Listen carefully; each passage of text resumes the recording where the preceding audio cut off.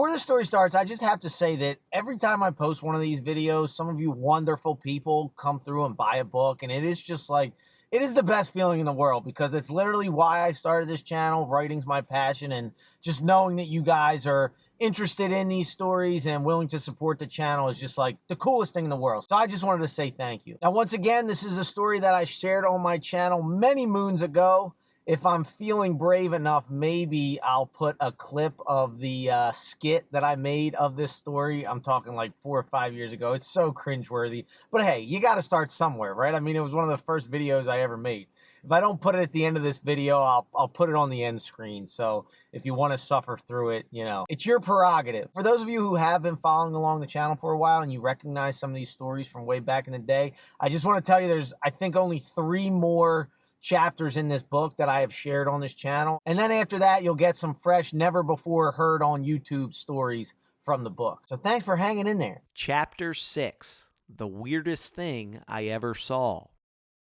Yo, get me the fuck out of here. My PO is being a pain in my fucking ass, he said, skipping any sort of greeting or even a confirmation that I was in fact his Uber. When a request came through with a pickup location that read Delaware County Adult Probation Office, I knew there would be potential for an interesting ride, but I had no idea that it would produce one of the most unexpected moments of my Uber driving career. He sat down in the back seat and I could feel how stressed he was. He continued on about his probation officer. That fucking bitch, I thought she was gonna make me pee today. Did she? I was quietly proud of myself for rolling with such an intense greeting. Nope. Well, it's like my grandmother always said, it's always a good day when your PO doesn't make you pee. I might have deadpanned my delivery a little too hard though, because what I thought was solid gold comedy went right over his head. I was ready for it though, he said. Much to my surprise, he unbuckled his belt and started undoing his pants. Having a stranger undo their pants while sitting behind me in a car that I'm driving is a cause for concern in any context, especially considering the only thing I know about this stranger is that he has a criminal history. But the way this guy came into my car, bypassing the pleasantries that quote-unquote normal people do with strangers, but would never do with people they are actually comfortable with, gave me a feeling of familiarity and trust. Sure, maybe not to the point of letting him get naked in my back seat without wondering what the hell is happening, but I could feel that there wasn't any ill intent. There's always been something about the people who don't hide from their social abnormalities, who own up to things like trips to the probation office and their fear of having to pee, that makes me trust them more than I would had they acted quote-unquote normal. After all, I know deep down we all have flaws. The difference with this guy is he wasn't pretending he didn't. Where you from? He asked, now digging into his pants. Springfield. Oh shit, you know Bobby Smalls? Oh hell yeah, I grew up playing football with him. That's my cousin. I saw him in the paper recently too, I laughed, assuming he knew the story.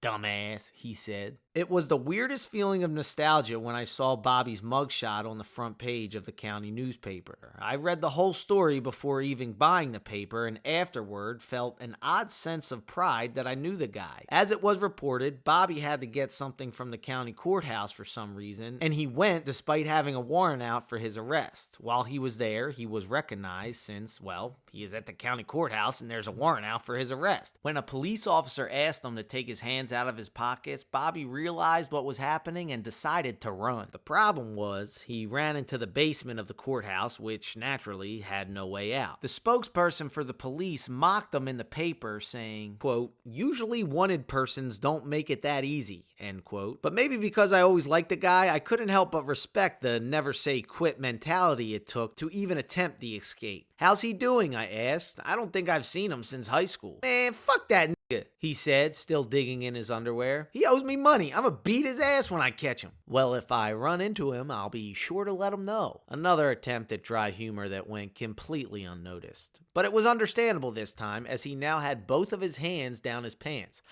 I don't know what he was digging for, but it was a full-body activity at this point, writhing around and contorting as necessary to achieve whatever goal he was working towards. Now, little side note, my editor told me I need to specify the race of this rider and the person he is referring to, since he used such a racially charged word. I told him the fact that I don't specify the race of the rider is enough information for the reader to figure it out, because if it was any other race other than the race that's allowed to say it, it would have warranted a reaction. That led to a bit of an argument with my editor over if I did include this person's race. Given the fact that I didn't bat an eye when he said it, it may seem like I'm going out of my way to say that I think it's okay for certain people to use that word so freely, when in reality, I think it's one of the most detrimental aspects of American culture. But that's certainly not a battle I'm going to pick in my Uber with a guy that society says is allowed to use it, and being that I'm a white guy, I know some people would say it's not my place to feel that way at all, so I thought it best not to include that opinion in this book. See what I did there? Okay, back to the guy in my back seat with his hands down his pants. Worst case scenario, I thought, he's got a weapon on him. With that in mind, any other concerns, specifically anything that had to do with his private parts and what he might do with them if he whipped it out, was a distant second on my list of worries. Plus, I still wasn't picking up on any threatening vibes from this guy and thought it was most likely that he had hid some weed in his pants for a post-PO smoke. Sure, he didn't seem like someone who is stupid enough to bring drugs to a probation meeting, but if I've learned one thing from driving Uber, it's that you can't count anything out. As I debated whether or not I even wanted to know what was happening back there, he finally yanked something out of his pants. Like I said, I was ready for it. I looked in my rear view and saw him smiling with pride, holding a small, soft, tubular-looking thing. If you're waiting for me to say he whipped his dick out after all, you must not remember. This guy can use the N-word. I doubt there's any chance that this very average white boy would ever describe this guy's dick as small. Okay, fine, below average, but hey, at least I'm a reliable narrator. Whatever he was holding was something I had never seen before. What the hell is that? Still beaming, he shoved it forward, holding it over my middle console for me to examine. I looked back and forth between the road ahead of me and this thing beside me, trying to figure out what it was I was looking at. There was a malleable, clear plastic tube with small pillow-looking things hugging it and multiple rubber bands keeping it all together. Inside the tube was a yellow liquid. Is that? Yes, sir. My passenger was holding a hospital-grade plastic bag of piss in my back seat. And it's clean as a whistle. I give my boy $20 to piss in this thing, and then it fits up right under my dick. Now, I have encountered puking from riders who got too drunk to keep it down, bloodstains from riders who got too drunk to keep their balance, and even instances of riders who wet themselves in my back seat because they got too drunk to control their bladder, and once on account of being 6 years old. Her age made it easy to be sympathetic to the situation, but unfortunately, kindness and compassion don't get the smell of urine out of a car. Anyway, what I'm getting at is, a contained bodily fluid being proudly displayed in my Uber was new territory. As I looked at this ingenious contraption, I couldn't figure out what the tiny pillows were. Hand warmers, he explained, in case they checked the temperature. He then shared what I guess you would call an occupational hazard. You gotta be really careful when it's in your pants. One wrong move, those hand warmers touch your nuts, it burns like a motherfucker. I've always been amazed at the ingenuity necessity creates. When I dropped him off in a very seedy part of town, I wondered what would have happened if this guy was dealt a couple different cards in his life. Rather than a guy jammed up for small-time drug charges, outsmarting his probation officer every month, he could have been a legitimate entrepreneur or an engineer. Put it this way, the same year that I gave this ride, there was a water bottle company by the name of Camelback, made famous for their water packs designed for hiking that sold for over $400 million.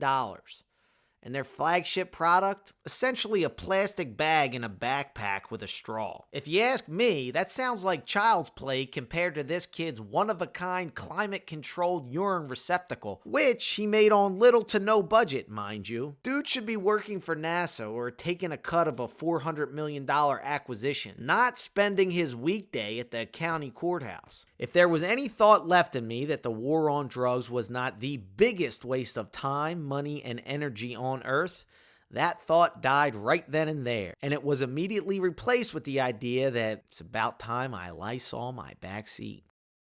Try not to get too blown away by my acting and filmography skills. When I get there, the guy gets in my car, obviously stressed out, and the first thing he says is, "Get me the hell out of here, man. My PO was being a pain in the ass. I thought she was gonna make me pee today. She didn't? Nope. Always a good day when your PO doesn't make you pee, that's for sure. I was ready for it though.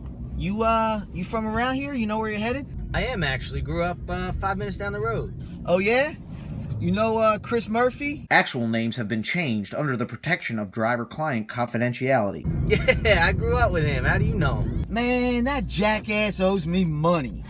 Well, if I see him, I'll be sure to let him know. You can let him know when I catch him, I'm gonna beat his ass. Hey, you all right there? Like I said, I was ready for it. All right, that's enough. I can't take any more. Moral of the story is everybody starts somewhere, am I right? Also, what I'm holding in this video does not do justice to the actual contraption that the man in my Uber had built. There's no way you're hiding that thing in your pants. See you next Sunday for another installment.